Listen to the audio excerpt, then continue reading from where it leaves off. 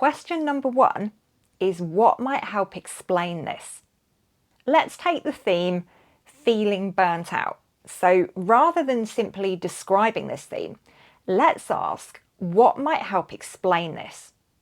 Well, theory around autonomy might help us here.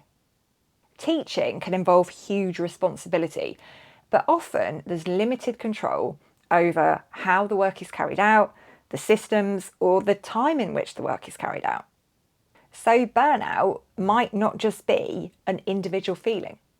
It might reflect some kind of mismatch between responsibility and control. That's a connection right there. You're using theory to help explain what's showing up in your data. Let's take another theme, wanting more control over time.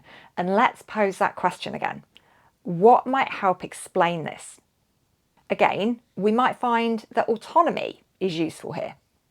Your participants might be moving towards self-employment, not simply for money or for change, but because they want more control over decisions, over their schedule, over their working life.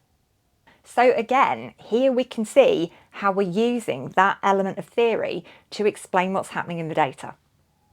Let's take a look at one more theme. Not knowing who they were after teaching. Theory around identity and transition might help explain why leaving a profession like teaching feels like a lot more than just leaving a job or changing jobs. It can be a shift in how someone sees themselves. Hopefully you can see by working through those examples that theory isn't just something that we bolt on at the end. It's something that we can use to ask better questions of our findings.